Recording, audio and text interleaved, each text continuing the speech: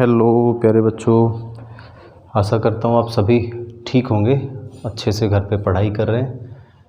12th class में हैं और अभी अभी पिछले एक दिन पहले आपके लिए एक नया एग्ज़ाम पैटर्न भी अनाउंस हुआ है सीबीएसई की तरफ से। उसके बारे में मैंने एक डिटेल्ड वीडियो बना के आप लोगों के लिए शेयर किया था। तो एक मेन सबसे बड़ी अच्छी बात यह है कि आप लोगों को अब पूरे सिलेबस को 2 पार्ट्स में पढ़ना है ना। पहला टर्म आपका नवंबर दिसंबर में एक्सपेक्टेड है और उसके बाद सेकंड टर्म एग्ज़ाम आपका मार्च या अप्रैल मंथ में एक्सपेक्टेड है। लेकिन वो डिपेंड करेगा सब कंडीशंस कैसी रहती है ना। यदि कोरोना चला गया तो सब ठीक है, अदरवाइज़ यदि कुछ गड़बड़ रही तो फिर दिक्कत हो सकती है। चलिए वो तो बाद की बात है। तो एक बार फिर कहूँगा आपसे कि जो बच्चे फ़र्स्ट टाइम आज वीडियो देख रहे हैं या अभी तक वीडियो देख रहे हैं लेकिन चैनल को सब्सक्राइब यदि नहीं किया है तो बेटा सब्सक्राइब कर लें एक बार, क्योंकि मैं ये मेहनत आप लोगों के लिए कर रहा हूँ। कोई चार्ज इसका नहीं है और चार्ज होगा भी नहीं, फ्री रहने वाला है सारी चीज़ें। तो कम से कम एक सब्सक्रिप्शन तो आप दे ही सकते हैं, और कम से कम एक क्यों, अपने फ्रेंड्स को शेयर कीजिए, ज़्यादा से ज़्यादा वीडियो को लाइक कीजिए और जितना ज़्यादा हो सके उतना सब्सक्राइब और शेयर कीजिए। चलिए, तो आज से एक नया चैप्टर हम स्टार्ट करेंगे बेटा। कौन सा? एल्डिहाइड्स, कीटोन्स एंड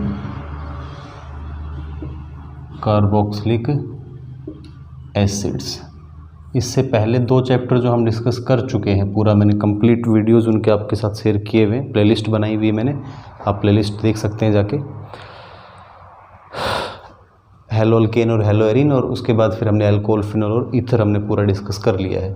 तो ऑर्गेनिक केमिस्ट्री का लगभग मैं ये कहूँ तो उन 4 चैप्टर जो आपके मेन हैं, हेलोअल्केन, हेलोएरिन, अल्कोहल, फिनोल और ईथर, फिर तीसरा ये, और एक इसके बाद amines, organic compounds containing nitrogen वाला। तो उनमें सबसे बड़ा चैप्टर है और मुश्किल नहीं है। अब यदि उन दोनों चैप्टर्स को आपने समझ लिया है, वीडियोस को देखा, अच्छे से नोट्स बनाए हैं, रिएक्शंस को अच्छे से समझ के याद कर लिया है, तो अब काफ़ी कुछ आसान हो जाएगा आपके लिए, क्योंकि बहुत सारी रिएक्शंस अब रिपीट होंगी यहाँ पे, है ना।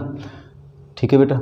तो अब क्योंकि नया पैटर्न आ गया है एग्ज़ाम का, ऑब्जेक्टिव क्वेश्चंस को बड़ा महत्व दिया गया है कि फर्स्ट टर्म एग्ज़ाम तो पूरा आपका एमसीक्यू बेस्ड होगा, जिसके अंदर एमसीक्यू प्लस आपके रीज़न और असर्शन वाले एमसीक्यू टाइप क्वेश्चंस आएंगे। तो आपको बहुत अच्छे से, बहुत गहराई से पढ़ना पड़ेगा और अच्छे प्रैक्टिस भी करनी पड़ेगी, है ना। तो चलिए, जल्दी ही हम लाइव सेशंस भी ले पाएंगे। मुझे लग रहा है कि हम 1000 प्लस सब्सक्राइबर्स की जो लिमिट है उसको क्रॉस करने ही वाले हैं, और कुछ आप लोग मदद करेंगे ज़रूर, तो जल्दी कर जाएंगे। उसके बाद फिर हम लाइव सेशंस में आपके साथ ऑब्जेक्टिव क्वेश्चंस, बोर्ड एग्ज़ाम में, प्रीवियस एग्जाम्स में आए हुए क्वेश्चंस, वो सारे मैं लेकर आऊँगा। तो निश्चिंत रहिए, स्कूल ओपन हो जाते हैं, एक्सपेक्ट करते हैं जल्दी। यदि फिर भी कोई बहुत बुरा समय आया कि लंबा चलता है, तो आप लोगों को घबराने की कहीं ज़रूरत नहीं है। पूरी केमिस्ट्री आपको यहाँ मैं करवाऊँगा और आपके अपने चैनल पर, और फ्री करवाएंगे, कोई डाउट, कोई चार्ज उसका नहीं रहने वाला है। ठीक है। Aldehydes, ketones and carboxylic acids start करें बेटा। तो ये बहुत इंपॉर्टेंट कंपाउंड है, बहुत इंपॉर्टेंट कंपाउंड है। इनकी एक तो सबसे बड़ी खासियत तो फ्रेग्रेंस, इनके अंदर एक फ्रेग्रेंस होती है, अच्छी खुशबू होती है। ठीक है। दूसरा, इनका फ्लेवरिंग एजेंट, ये खाने वाली चीज़ों के अंदर एक टेस्ट प्रोवाइड करते हैं, अलग से एक फ्लेवर ऐड करते हैं, इसलिए इनको बहुत महत्व दिया जाता है। ठीक है। तो अभी पिछले चैप्टर में हमने क्या पढ़ा था, जहाँ कार्बन के साथ OH ग्रुप जुड़ा हुआ था, यानी कार्बन और ऑक्सीजन का सिंगल बॉन्ड था। कार्बन ऑक्सीजन सिंगल बॉन्ड है ना, अल्कोहल्स में कार्बन ऑक्सीजन के बीच में सिंगल बॉन्ड था। अभी हम लोग जो डिस्कस करेंगे वहाँ कार्बन के साथ ऑक्सीजन डबल बॉन्ड से जुड़ेगा। कैसा रहेगा? कार्बन ऑक्सीजन डबल बॉन्ड, और इस ग्रुप को पर्टिकुलरली हम बोलते हैं कार्बोनिल ग्रुप। कार्बोनिल ग्रुप, तो जिन कंपाउंड्स में कार्बोनिल ग्रुप प्रेजेंट होता है उनको कार्बोनिल कंपाउंड्स कहते हैं। और अब यहाँ हम आपको मैं बता दूं कि कार्बोनिल कंपाउंड्स के अंदर हमारे पास काफ़ी सारी चीज़ें आती हैं, जैसे एल्डिहाइड हो गया, है ना, कीटोन है, कार्बोक्सिलिक एसिड्स हैं, एस्टर्स हैं, अमाइड्स हैं, और एसिड एनहाइड्राइड्स हैं, एसिड क्लोराइड्स हैं। तो देखो, एल्डिहाइड में क्या होता है, इन केस ऑफ एल्डिहाइड्स, वहाँ पे एक तरफ R C double bond O, और इस R के साथ H जुड़ा होगा, ये ध्यान रखने वाली बात है। एल्डिहाइड्स में CO के साथ एक तरफ कंपल्सरी H होगा तो उनको हम एल्डिहाइड कहेंगे, ठीक है। कीटोन्स में क्या रहेगा भाई, आपका जो C डबल बॉन्ड O है इसके दोनों तरफ कार्बन ग्रुप रहेंगे R डैश, ये अलग अलग भी हो सकते हैं और सेम ग्रुप भी हो सकते हैं, पर CO के दोनों तरफ ऑक्सीजन जो C डबल बॉन्ड O है इसके दोनों तरफ कार्बन जुड़े होंगे, इसलिए इनको हम कीटोन्स बोल रहे हैं। फिर कार्बोक्सिलिक एसिड्स में क्या होगा बेटा, कार्बोक्सिलिक एसिड्स, तो वहाँ आपका R C double bond O इसके साथ OH ग्रुप जुड़ा हुआ है, ठीक है, ध्यान रखना है। तो ये हमारे कार्बोक्सिलिक एसिड्स हैं। फिर एसिड अनहाइड्राइड भी होते हैं, एसिड अनहाइड्राइड्स, वहाँ आपका R C double bond O इसके साथ OCO R डैश, ये पूरा ग्रुप इस तरह से जुड़ा हुआ होगा, तो इसको हम एसिड अनहाइड्राइड बोल देते हैं। इसी तरह से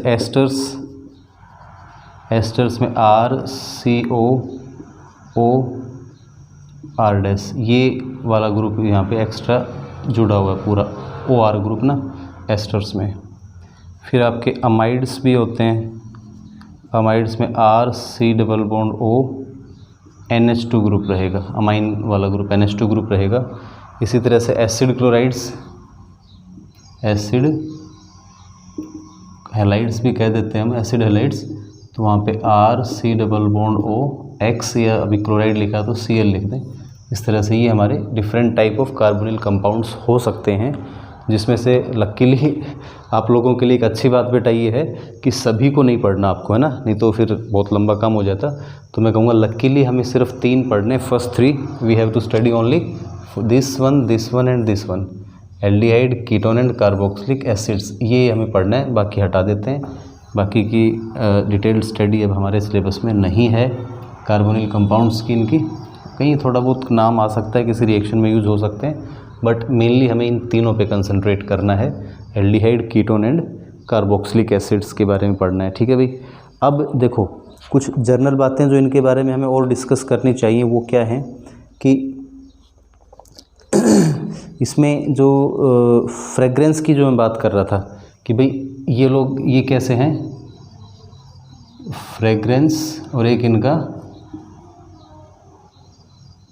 फ्लेवर, ये 2 चीज़ें बहुत इंपॉर्टेंट हैं। तो यहाँ पे एक नेम आपने सुना होगा, वेनिलिन, वेनिलिन आपने ज़रूर सुना होगा सभी ने। वेनिलिन ये कहाँ से आता है,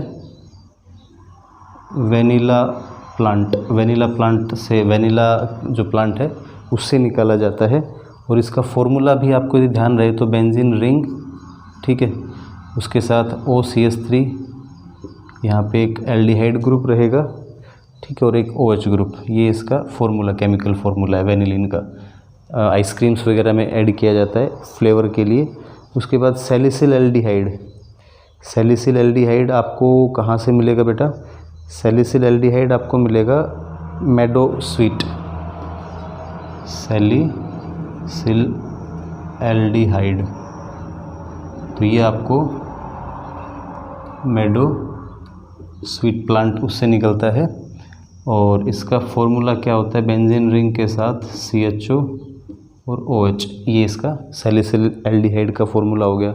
एक आपने सिनेमेल्डिहाइड भी सुना होगा क्या भाई,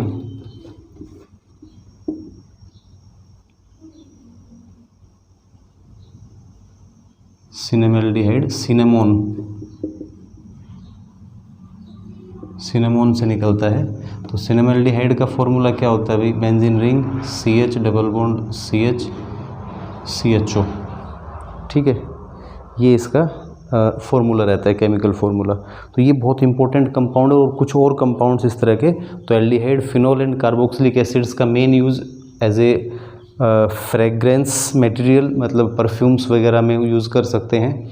उसके अलावा कुछ सॉल्वेंट्स के रूप में भी यूज़ किए जाते हैं, जैसे एसीटोन है हमारा, है ना। फॉर्मेल्डिहाइड के बारे में आपने सुना होगा, फॉर्मेल्डिहाइड से फॉर्मेलिन बनता है, जो कि स्पेसिमेंस को प्रिजर्व करने में बायो के अंदर बहुत काम आता है, फॉर्मेल्डिहाइड, ठीक है।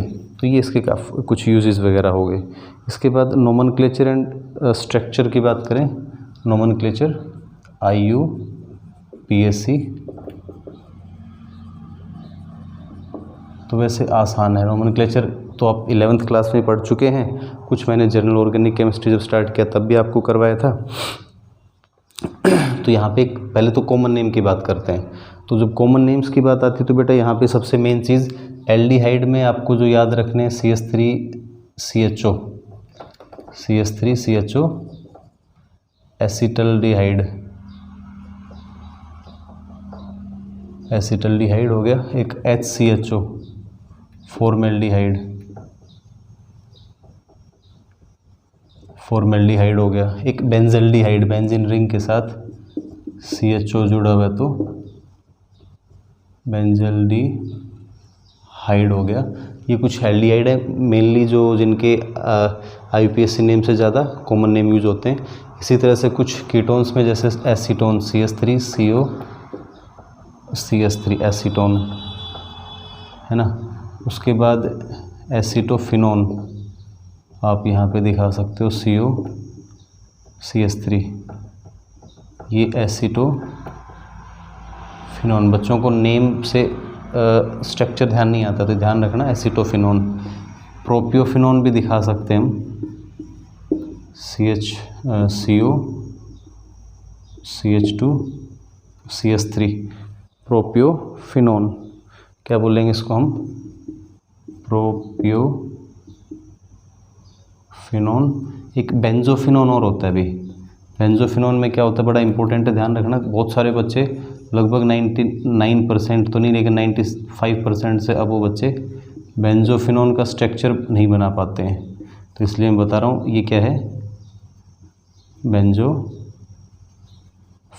अच्छे से याद कर लेना, ये कुछ इंपॉर्टेंट कॉमन नेम वाले कंपाउंड्स हैं जिनके कॉमन नेम ज़्यादा यूज़ होते हैं, ठीक है बेटा। तो बाकी तो हम आगे डिस्कस करेंगे IUPAC नेम्स का, लेकिन ये कुछ ऐसे कंपाउंड थे जिनके कॉमन नेम बहुत ज़्यादा यूज़ होते हैं, तो आपको इनको ज़रूर याद कर लेना है, छोड़ना नहीं है प्यारे बच्चों, अदरवाइज़ हो जाएगी दिक्कत। अभी IUPAC नेम की बात कर लेते हैं। तो IUPAC नेम के अंदर क्या करते हैं बेटा हम लोग, IUPAC नेम में जैसे अल्केन है ना, एल्केन, तो ई हटाएंगे और उसकी जगह पे आप क्या लगा दोगे, अल्क एन अल या अल्क एन ऑन या अल्क। अभी कार्बोक्सिलिक एसिड तो अलग से डिस्कस करेंगे पूरा, तो उसका नोमेनक्लेचर तभी बात करेंगे, ठीक है। जैसे मान लो हमने लिखा ये एक कार्बन वाला एल्डिहाइड, तो इसका नेम मिथेनल।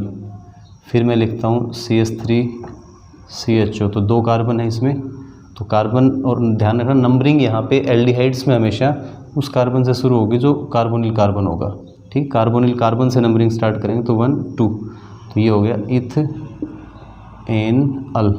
1 पे ही रहेगा हमेशा, इसमें कोई दिक्कत नहीं आनी होती है। एल्डिहाइड जो ग्रुप है वो हमेशा टर्मिनल ग्रुप होता है, तो लास्ट में आएगा 1 2 3, तो इसको हम प्रोपेनॉल। बाकी कुछ एग्जांपल्स आपके पास बुक में हैं, उनको सोल्व करके देखें, कोई दिक्कत आती है तो आप मुझे बताएंगे। कीटोन फैमिली की जब बात करते हैं तो वहाँ फर्स्ट मेंबर 3 कार्बन से ही शुरू होगा, तो इसको हम प्रोप-एन, ई हटेगा, और ऑन भी लिख सकते हो या 2 ऑन, 1 2 3 सेकंड कार्बन पे है। इसके अलावा और कोई भी एग्जांपल आप दे सकते हो, जैसे ये हो गया ब्यूटेनॉन, तो इसमें 1 2 3 4, तो हम क्या लिखेंगे, ब्यूटेन 2 ऑन। तो इस तरह से आप इनके नोमेनक्लेचर कर सकते हैं। कोई साइक्लिक कंपाउंड भी हो सकता है आपके पास, जैसे मान लो ये एक साइक्लिक कंपाउंड है, यहाँ पे CH3 जुड़ा है और इधर डबल बॉन्ड O, तो अभी आपको इस कार्बन को 1 2 3 4 5 मानना पड़ेगा। यहाँ पे ये आपका एक सब्स्टिट्यूएंट है, सेकेंडरी प्रीफिक्स, तो आप लिखेंगे 3 मिथाइल, उसके बाद साइक्लोपेंटेन 1 ऑन या साइक्लोपेंटेनॉन, ठीक है भाई, तो आप इजीली कर सकते हैं। फिर भी कोई दिक्कत आती है तो एनसीईआरटी बुक के जितने एग्जांपल्स हैं वो ज़रूर सोल्व कीजिए, और कोई क्वेश्चन समझ में नहीं आता है, कोई दिक्कत आती है तो आप लोग मुझे बताएंगे। फर्स्ट लेक्चर में मैंने सिर्फ इसका इंट्रोडक्शन और थोड़ा बहुत आईयूपीएसी नोमेनक्लेचर के बारे में बताया।